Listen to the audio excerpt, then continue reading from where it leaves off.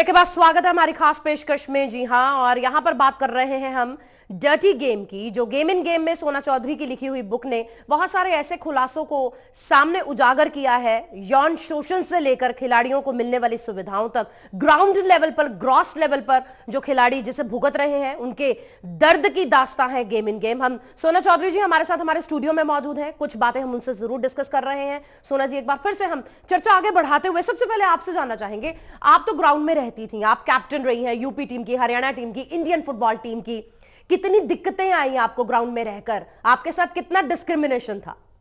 मेरे साथ तो डे वन से डिस्क्रिमिनेशन था जी।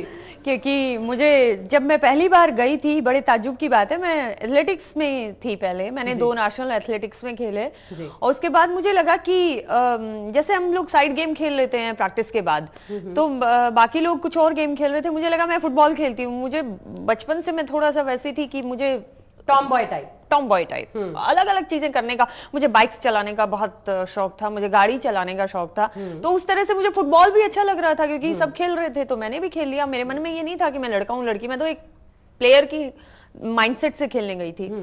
उसके बाद मुझे फुटबॉल बहुत अच्छा लग गया, तो मैंने फुटबॉल एथलेटिक्स छोड़ के मैंने स्विच ओवर किया फुटबॉल में। कुछ ऐसा हुआ कि एथलेटिक कोच ने मुझे बोला कि ऐसा गेम खेलो जिसमें कि मतलब महिला कोच हो, अच्छा, और ये गेम तुम मत खेलो। मुझे पता नहीं क्यों सनक चढ़ गई, जिद आ गई कि नहीं अब तो मुझे यही खेलना है, जहां डिस्क्रिमिनेशन की बात है। हाँ, अच्छा। तो मैं ऐसा मैं वो खेलूं ना जो मेरा दिल करता है, मैं वो क्यों खेलूं कि कोई और मुझे कहे और तब मैं वो करूं। तो थोड़ा जिद्दी में हूँ बचपन से। उसके बाद जब मैं गई तो मैं ये मंशा लेके गई थी कि इन कोच ने तो मुझे नकार दिया, डांट दिया, अब ये तो मेरे से लड़ चुकी है, नाराज हो चुकी है, ये तो मुझे अब मतलब एक्सेप्ट करेंगी नहीं। तो उन्होंने बोला कि कल से तुम ग्राउंड में आना बंद कर देना। अच्छा। And I was a small child at that time, so nearly about 16 years old. No, not even I was must be 8 9th, yes. 8 9 years old only. Yeah. Oh my god. No, sorry, 8 9th class. 8 9th class, all right. Yeah. So what happened, I went to the coach, football coach, and I thought that उन्होंने आपको मना कर दिया ground में आने से? अगले दिन आप गई ग्राउंड में? नहीं, उन्होंने मना किया और ये कहा कि कल से ग्राउंड में मत आना। मैंने बोला ठीक है, आपके ग्राउंड में नहीं आऊंगी, लेकिन मेरा जहां दिल करता है मैं वहां चली जाऊंगी। फुटबॉल खेलने का मन है, फुटबॉल में, एथलेटिक्स आपका ग्राउंड है, आप कोच हैं उसकी, तो मैं नहीं आऊंगी एथलेटिक्स में। And I never entered in athletic ground at that since then. Okay. And then but I went with the very high motivation to the football coach कि कोच को क्या चाहिए, मेरी मंशा क्या थी as a child, as a player, कि coach को क्या चाहिए, एक अच्छा खिलाड़ी चाहिए, गुरु को क्या चाहिए, एक अच्छा शिष्य चाहिए, मुझे क्या चाहिए, मुझे एक अच्छा गुरु चाहिए जो मुझे सिखा सके, क्योंकि ये हंगर है मेरे अंदर कि I want to learn, I want to play, I want to be the best. I always had this feeling that I wanted to do something exceptional. मेरे गेम में मुझे बनना है तो टॉप का बनना है, मुझे खेलना है तो टॉप पे खेलना। अच्छा, फिर एक बात बताएं सोना जी, जहां पर कोच ही नहीं देखिए बिल्कुल कोऑपरेट करने को तैयार है, सबसे पहले तो फैमिली की बात आती है। आपके टाइम में फैमिली का भी क्या, आज हमारी फैमिलीज जो है, अब तो माइंडसेट बहुत चेंज हो गए हैं, हम आपके जमानों की बात कर रहे हैं, उस टाइम पे माइंडसेट कैसे थे पेरेंट्स के? जब आपने अपने मम्मी पापा को ये कहा होगा कि I want to be a player, तो उनका रिएक्शन क्या था? और स्पेशली फुटबॉल प्लेयर, देखिए जर्मनी की बात हम कर रहे थे, जर्मनी की, yes you are right. Germany 1970 में, जर्मनी में जब महिलाएं फुटबॉल देखने जा रही थी ग्राउंड में, तो उनको रोक दिया गया था कि ये कह के कि ये माहौल कंडीसिव नहीं है वहां के लिए, वो जो इन्वायरमेंट है उसमें लोग स्पीकर आते हैं और हल्ला करते हैं या कमेंट्स करते हैं। तो महिलाओं को इस बात पे बड़ा वो हुआ कि भाई ऐसे तो हम कभी निकल ही नहीं सकते, हम कुछ कर ही नहीं सकते। तो उन्होंने क्या किया, उन्होंने बोला ठीक है हम भी इस माहौल का हिस्सा बन जाते हैं। तो उन्होंने फुटबॉल खेलना शुरू किया। आज वहां 1000 से 2000 से भी ज्यादा क्लब हैं और आज यहाँ वहां जितने मेल हैं उतनी ही फीमेल फुटबॉल प्लेयर हैं। तो मेरा यहाँ पे भी वही है कि यानी कि उन्होंने बहुत फाइट की, बहुत फाइट की है। अब हमारे यहाँ कुछ ना कुछ तो हमें ऐसा करना ही पड़ेगा कि जिससे कि हमारा जो इन्वायरमेंट है वो चेंज हो, माइंडसेट जो है वो चेंज हो। काफी कुछ बदल रहा है लेकिन अभी भी बहुत कुछ बदलने की बदलना बाकी है। आपको क्या लगता है सोसाइटी में अभी और क्या क्या चीजें बदलने की जरूरत है? खासतौर पर आप हरियाणा की बेटी हैं तो हम हरियाणा का ही जिक्र करें। हरियाणा तो मुझे नहीं मानता ना कि मैं उनकी बेटी हूँ। आप तो रहेंगी ना। ये उनकी मजबूरी है जी। या मेरी मजबूरी लगा लो आप। चलिए, जो जहां का है वो तो वहीं का, कहते हैं ना कि हरियाणा के दूध दही घी की बात ही अलग है। और शायद यही वजह रही सोना जी कि आप इंडियन फुटबॉल टीम की कैप्टन रही, आप यूपी फुटबॉल टीम की कैप्टन रही, आप हरियाणा फुटबॉल टीम की कैप्टन रही। आप माने या ना माने, आपकी जो रगों में खून दौड़ रहा है वो वही तो तकलीफ है कि मैं आज भी चिल्ला चिल्ला के कहती हूँ, हर जगह लिखा जाता है हरियाणा हरियाणा हरियाणा, और मैं फिर भी बोल देती हूँ, मैंने कहा हरियाणा माने ना माने, लेकिन मैं फिर भी लिख रही हूँ हरियाणा जी। तो मैं खास तौर पर बात आपसे यही की करना चाहूंगी, सोसाइटी माइंडसेट की बात करना चाहूंगी। अकॉर्डिंग टू यू खिलाड़ियों के मन में क्या है? माइंडसेट सबसे पहले घर से बदला जाता है। जब आपके घर में आपको एक सेकंड क्लास के जरिए से देखा जाए, आपकी पैदाइश जब होती है तो ही आपको सेकंड क्लास का टैग मिलता है, आपको नंबर 2 का टैग मिलता है, क्योंकि आप लड़की, और वो बड़ा अच्छा छोरी होगी, चल कोई बात ना, छोरा भी आ जाएगा है ना, हमने छोरा चाहिए, चाहे वो बेटा कैसा भी हो, बट बेटा ही चाहिए। 2 लड़की हो गई तो तीसरी चौथी पांचवी 6 लड़कियां पैदा कर लेंगे, इसलिए कि उनको एक बेटे की तलाश है, एक बेटे की चाह है। बट पहला अगर बेटा हो गया तो दूसरी बेटी हो गई तो चलो कोई बात नहीं, अब फैमिली ठीक ठाक है, ठीक है। आज भी वो माइंडसेट है, आज भी वहां पे यही होता है कि भाई हमें बेटा ही चाहिए। तो जब तक वो, और दूसरा वही चीज आती है। चलिए, पहली तो शुरुआत यहीं से मुश्किलों की शुरू हुई कि छोरी हो आप, हाँ, और दूसरी फिर पराया धन, कि भाई होते ही एक टैग लगता है हम पे, पराया धन।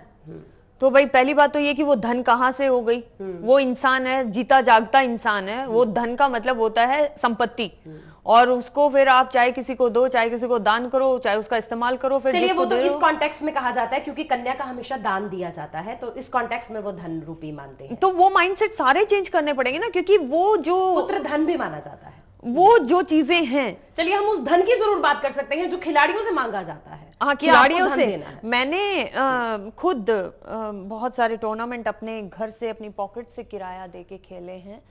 और क्योंकि उस वक्त जो था हमें स्टेशन पे बुला के ये बोल दिया जाता था कि किराया दो, क्योंकि हमारे पास पैसे नहीं इकट्ठे हो पाए, एसोसिएशन के पास पैसे नहीं टीम भेजने को, नहीं तो यहीं से वापस चले जाओ। उनको पता होता था कि यहाँ से वापस जाने का तो सवाल ही नहीं उठता।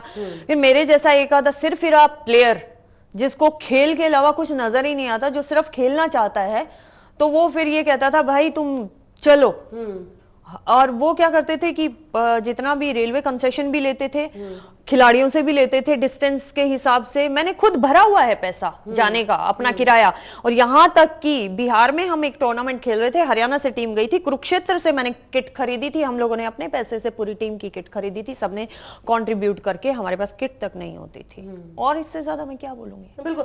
तो क्या लगता है कि जो लोग खिलाड़ी, वो केरल का एक इंसिडेंट मुझे याद आ रहा है, हॉस्टल में 4 लड़कियों ने कहीं सुसाइड की कोशिश की थी, सोना जी, स्पोर्ट्स अथॉरिटी ऑफ इंडिया में। उसमें लास्ट क्लाइमेक्स में आप गेम इन गेम में लास्ट में वही इंसिडेंट मैंने कोट किया है। वो क्या था रीजन? क्या खिलाड़ी इतने मतलब मेंटल, इतना उन्हें टॉर्चर किया जाता है कि टॉर्चर की स्टेज एंड में सुसाइड में बदल जाती है? आप देखिए, खिलाड़ी के पास बहुत पॉजिटिव एनर्जी होती है, खिलाड़ी बहुत दिल से, दिमाग से बहुत फोकस्ड होता है, और उसका टारगेट सिर्फ वो होता है कि मुझे अभी डिस्ट्रिक्ट, स्टेट, नेशनल, इंटरनेशनल उस लेवल पे जाना है। हर खिलाड़ी का सपना होता है इंटरनेशनल खिलाड़ी बनने का। उसके बीच में फिर उसको वो हार्डल्स जो मिलती हैं, स्पेशली सबके अलग अलग है, मेल की अलग प्रॉब्लम्स है, फीमेल की अलग प्रॉब्लम सबके साथ हैं। लेकिन वहां पे कोच का बहुत बड़ा रोल आता है कि कोच चाहे तो बना दे, कोच चाहे तो आपका पूरा करियर तबाह कर सकते हैं। ये चीजें होती आ रही हैं।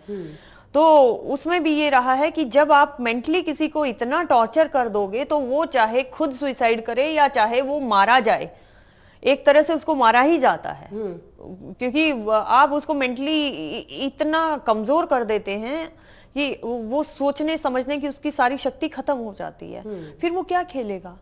तो डिप्रेशन में सबसे ज्यादा फिर इसीलिए जाते हैं क्योंकि वो पहुंच नहीं पाते हैं। सोना जी, ये तो रही मेंटल स्ट्रेस, मेंटल टॉर्चर की एक एग्जांपल जो केरल के साइंस स्पोर्ट्स कॉम्प्लेक्स में आपने जो लिखी है। फिजिकल कैसे कैसे टॉर्चर दिए जाते हैं खिलाड़ियों को? क्या पिटाई भी होती है? क्या आपस में लड़ाई भी होती है? क्या किसी बात को लेकर, कोच के नजदीक जाने को लेकर, या कोच किसी का खास होता है, उसको होता लेकर? हम कई बार फिल्मों में हमने देखा है, बहुत सारी मूवीज में हमने देखा है, हमारे दर्शकों ने देखा है, तो ये माइंड में हम सबके एक प्रश्न आता है कि ये वाकई सच्चाई होती है? होता है, होता है। और क्या क्या होता है?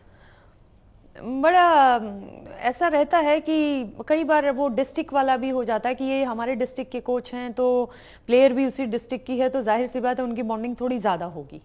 कई बार वो नॉर्मल भी होती है, उसमें कोई बहुत वो सोचने वाली बात नहीं है, लेकिन जब आप स्टेट लेवल पे, डिस्ट्रिक्ट लेवल पे या नेशनल लेवल पे रोल प्ले कर रहे हैं, चाहे एज ए कोच है चाहे एज ए प्लेयर है, तो वो चीजें वहां पे मैटर नहीं करनी चाहिए, लेकिन करती हैं, कहीं ना कहीं वो चीज आ जाती है।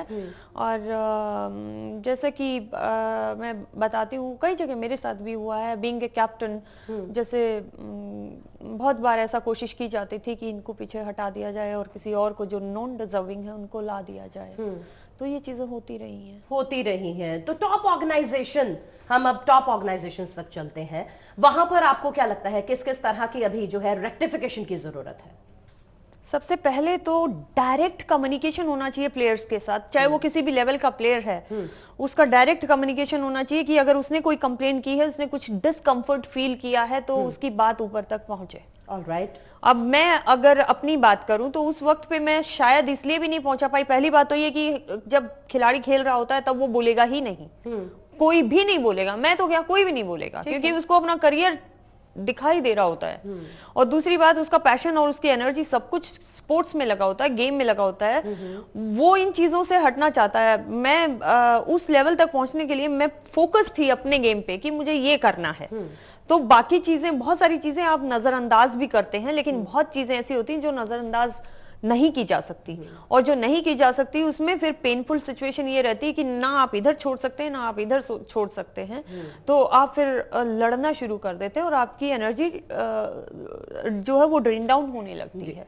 बिल्कुल। चलिए, गेम की बात कर रहे हैं, गेम इन गेम, गेम के अंदर जो गेम चल रही है ये काफी पेचीदा हो चुकी है। सोना चौधरी हमारे साथ स्टूडियो में है, चर्चा जारी रहेगी इस छोटे से ब्रेक के बाद भी।